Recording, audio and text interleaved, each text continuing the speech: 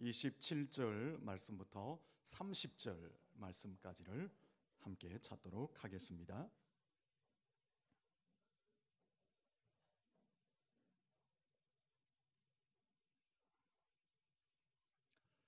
성경 말씀 구약 성경 411페이지 사무엘상 2장 27절에서 30절까지 말씀을 제가 봉독을 하겠습니다. 소리 조금만 높여주세요. 하나님의 사람이 엘리에게 와서 그에게 이르되 여호와의 말씀에 너희 조상의 집이 애굽에서 바로의 집에 속하였을 때에 내가 그들에게 나타나지 아니하였느냐? 이스라엘 모든 지파 중에서 내가 그를 택하여 내 제사장으로 삼아 그가 내 제단에 올라 분향하며 내 앞에서 에봇을 입게 하지 아니하였느냐? 이스라엘 자손이 드리는 모든 화제를 내가 내 조상의 집에 주지 아니하였느냐? 너희는 어찌하여 내가 내 처소에서 명령한 내 제물과 내 예물을 밟으며 내 아들들을 나보다 더 중히 여겨 내 백성 이스라엘이 드리는 가장 좋은 것으로 너희를 살찌게 하느냐? 그러므로 이스라엘의 하나님 나 여호와가 말하노라. 내가 전에 내 집과 내 조상의 집이 내 앞에서 영원히 행하리라 하였으나 이제 나 여호와가 말하노니 결단코 그렇게 하지 아니하리라. 나를 존중히 여기는 자를 내가 존중히 여기고 나를 멸시하는 자를 내가 경멸하리라. 아멘. 할렐루야. 앞뒤자로 인사하며 축복합니다. 잘 되고 있습니다. 더 잘 될 것입니다. 날씨가 너무 더웠죠. 한 주간 잘 지나셨습니까? 특별히 3층에 계시는 분들 덥지 않습니까? 괜찮아요? 많이 덥죠. 그래서 계속 부채질을 하고 있어서 한 2주 동안 제게 많은 이야기가 들렸습니다. 3층에 에어컨 하나 달아주세요. 달아주세요. 제가 뭐라고 이야기하겠습니까? 전력이 너무 딸려서 하면 이게 차단이 돼요, 안 돼요? 그 이야기만 하고 있어요.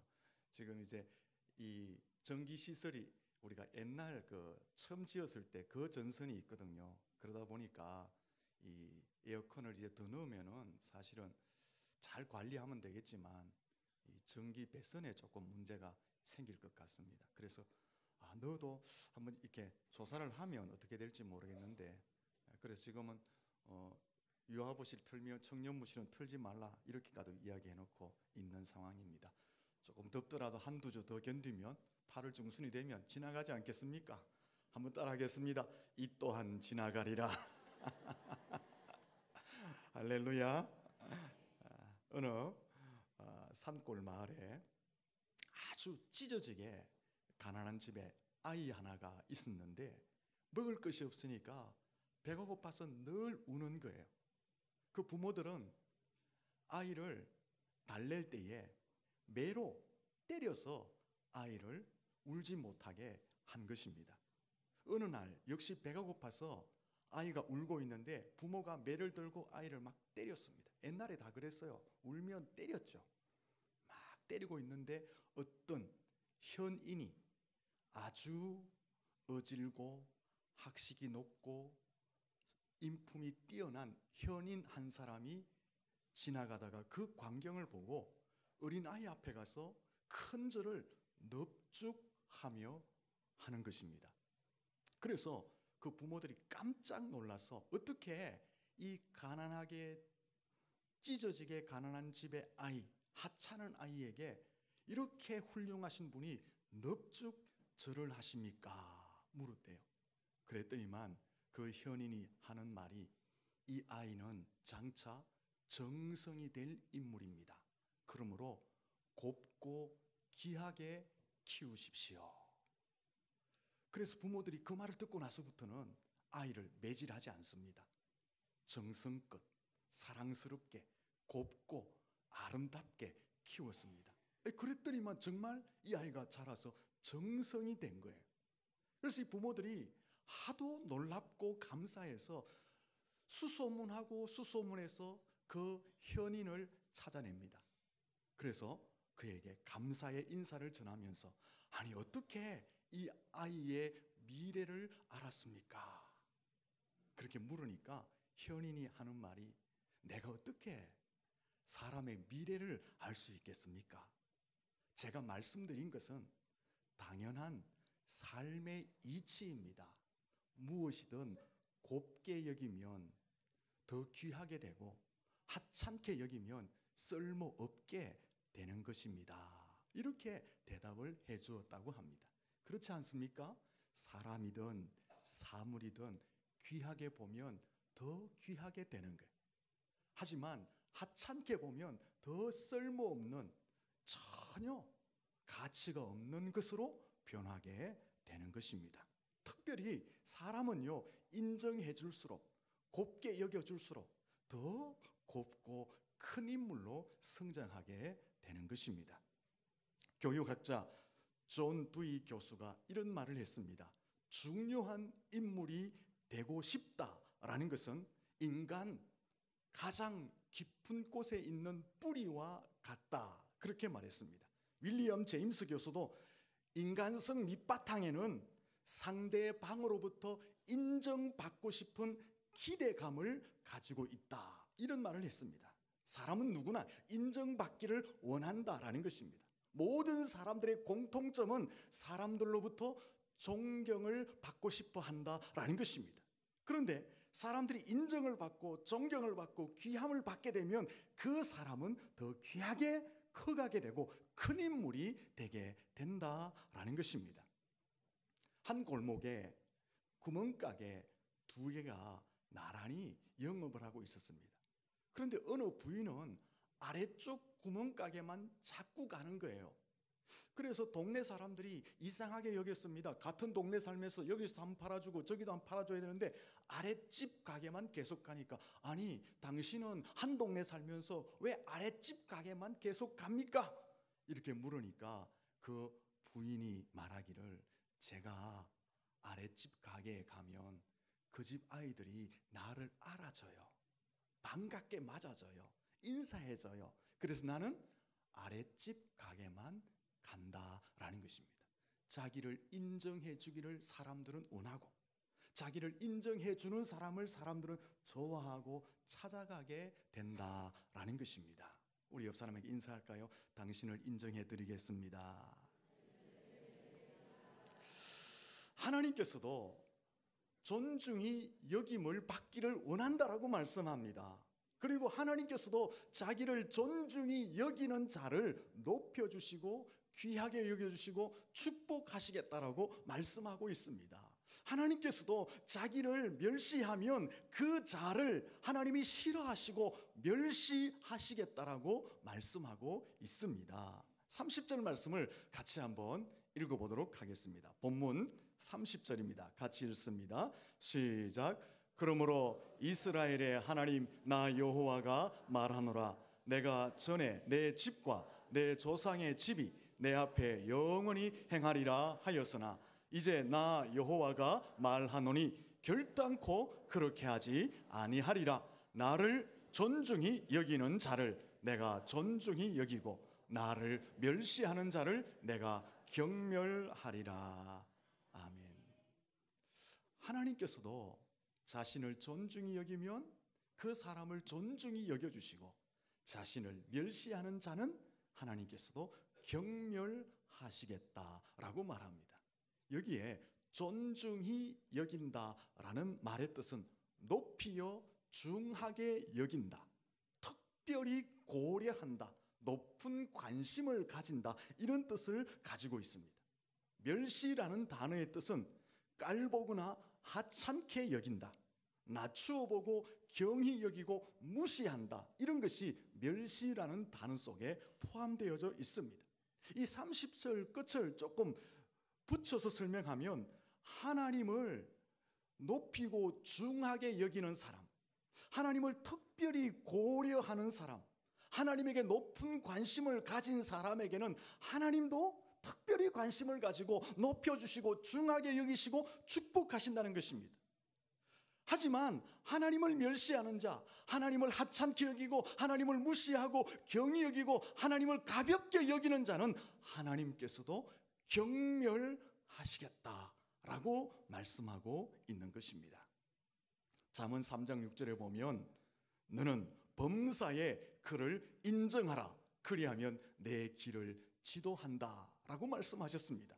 내 길을 지도한다라는 것은 하나님이 길을 내어주신다 그런 뜻이거든요. 길을 내어준다라는 것은 첫 번째는 길이 없는 곳에 길을 내어준다는 거예요.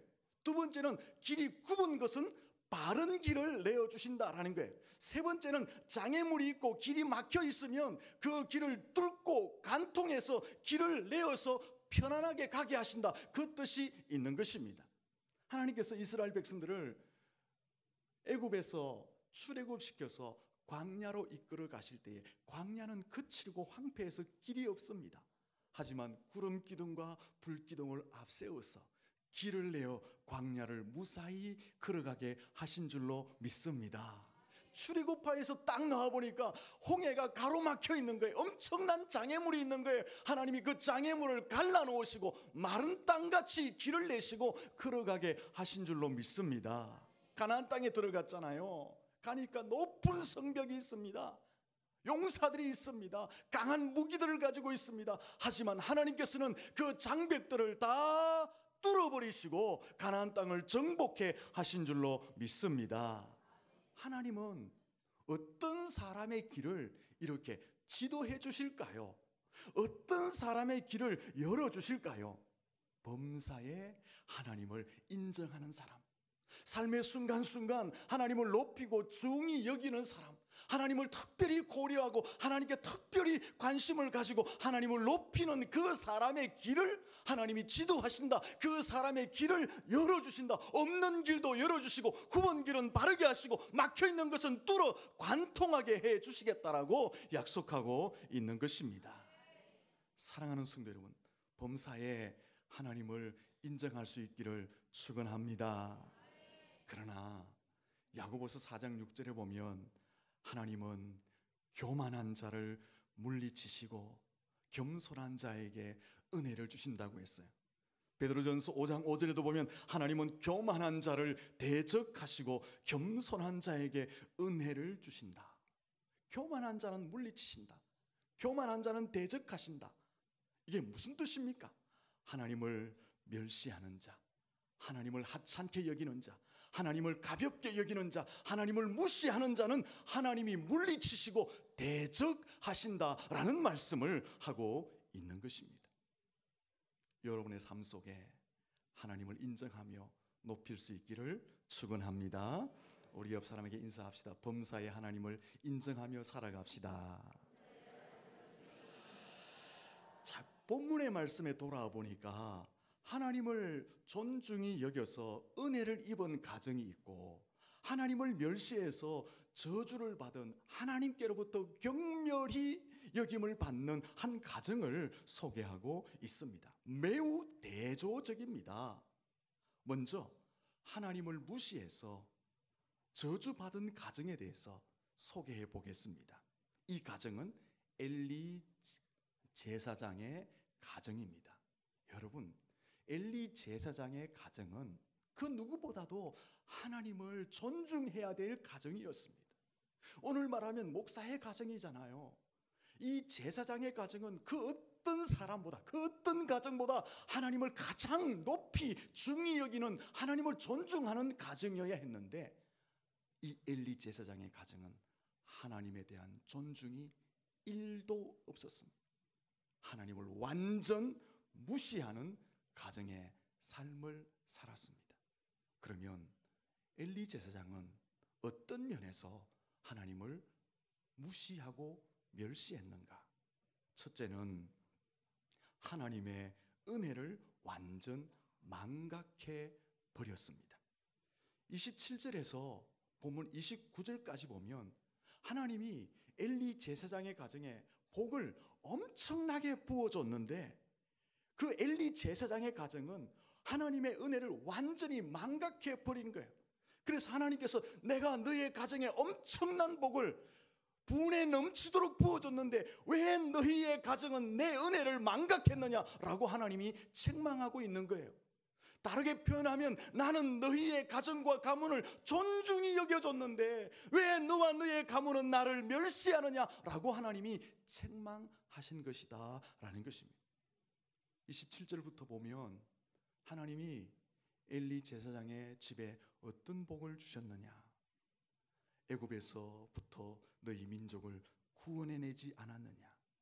모든 지파 중에서 너희의 지파를 내가 제사장으로 삼고 예배하고 에봇을 입혀주지 않았느냐.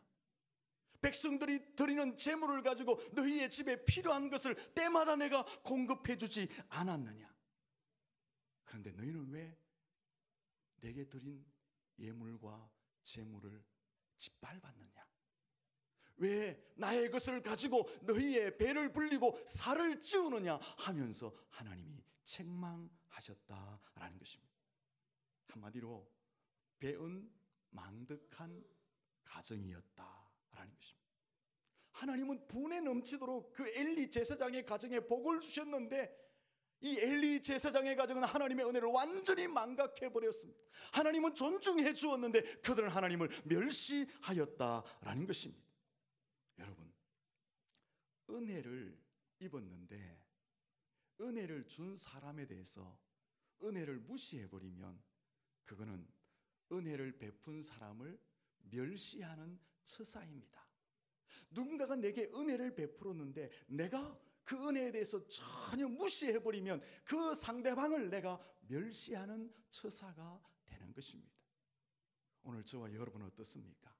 하나님이 내게 주신 무엇과도 바꿀 수 없는 구원의 은혜, 내게 주신 삶의 은혜들이 얼마나 풍성합니까?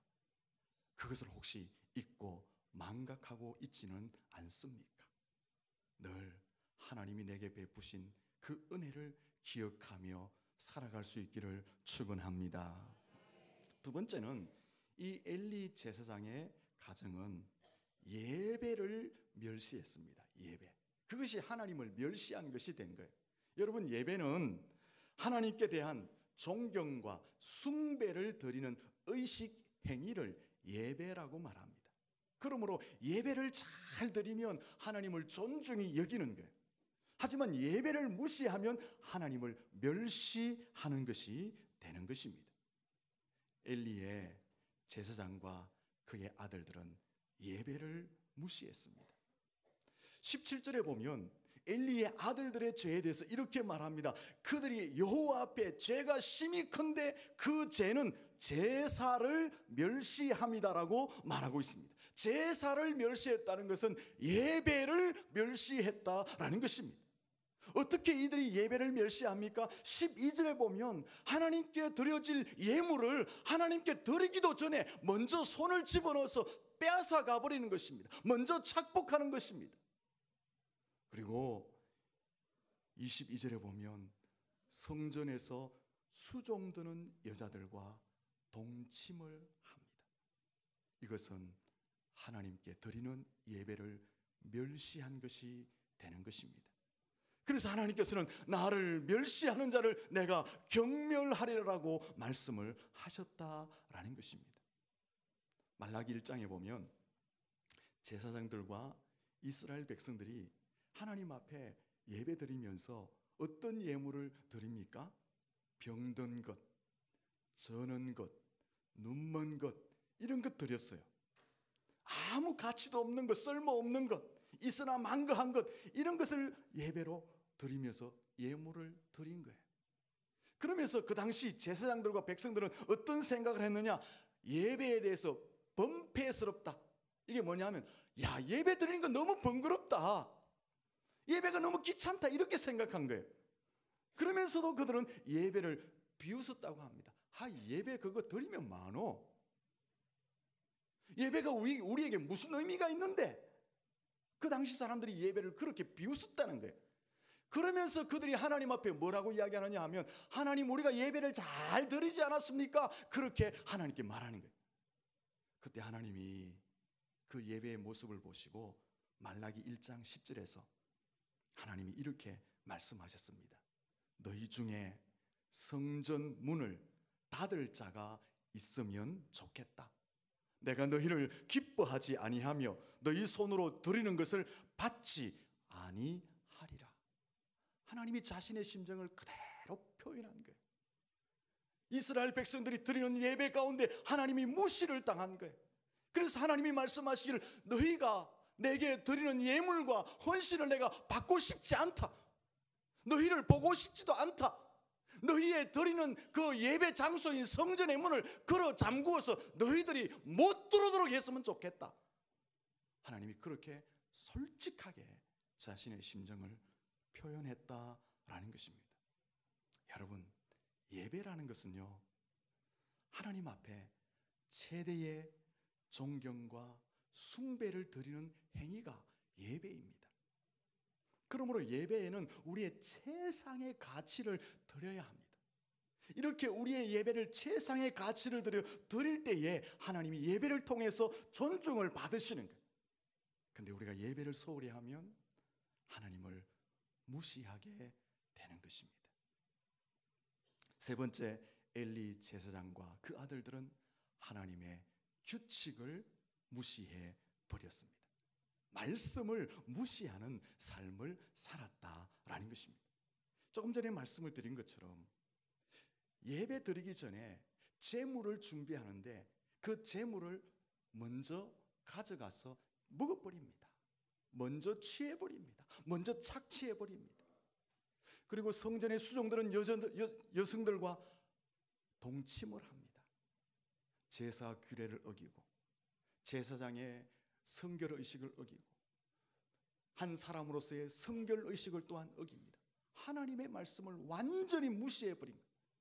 이 사실을 아버지 엘리 제사장이 알았어요. 그런데 성경에 보니까 엘리 제사장이 하나님보다 아들들을 더 사랑한 거예요. 그래서 그들의 잘못을 알면서도 그냥 방치해 두어 버렸습니다. 이건 역시 하나님의 법과 말씀을 무시한 처사였다라는 것입니다.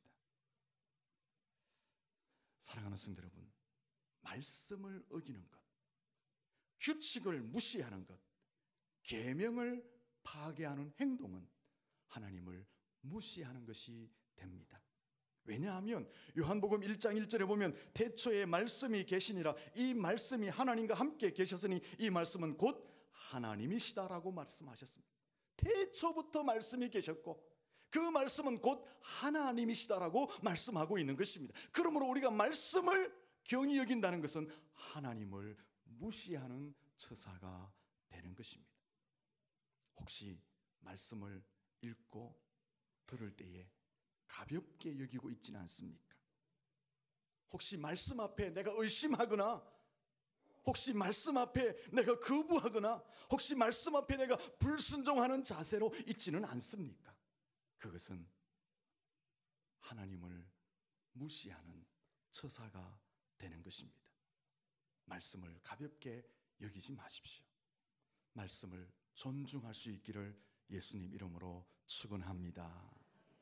그러면 이제 하나님을 존중함으로 복을 받은 가정을 잠시 소개하겠습니다. 한나의 가정입니다. 한나는 여성이잖아요. 그러면 한나는 어떤 여성이었느냐 하는 것입니다. 한나는 기도의 사람이었습니다. 한나가 결혼했는데 자식이 없는 거예요. 자식이 없으니까 자기 남편이 둘째 여자를 취하여서 자식을 본 거예요. 그때부터 한나의 마음은 슬픔으로 가득 차게 됩니다. 한나는 그 슬픔을 안고 원망하고 불평하지 않습니다. 하나님 앞에 가서 자신의 슬픈 가슴을 내어놓고 기도하게 됩니다. 1장 10절과 11절에 보면 한나가 마음이 괴로워 기도하여 통곡하였다고 합니다. 11절에 보면 하나님 앞에 서원하여 기도했다라고 말합니다.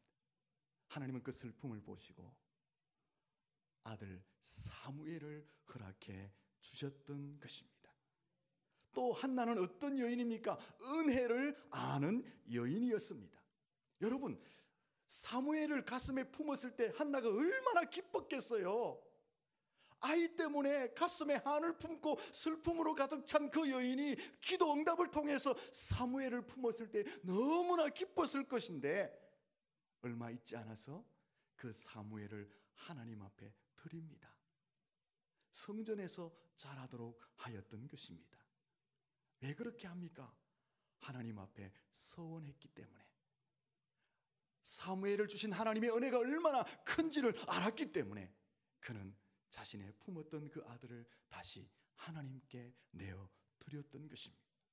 한나는 하나님과의 약속을 지켰고 하나님의 은혜에 감사해서 사무엘을 하나님 앞에 드렸다라는 것입니다. 또 한나는 어떤 여인이었을까요? 19절 말씀에 보면 정해진 제사를 온전히 드렸다라고 말합니다. 한나는 어떤 여인이었느냐? 하나님 앞에 온전한 예배를 드리는 여인이었다라고 소개하고 있는 것입니다. 한나는 어떤 여인입니까? 기도하는 여인이었습니다.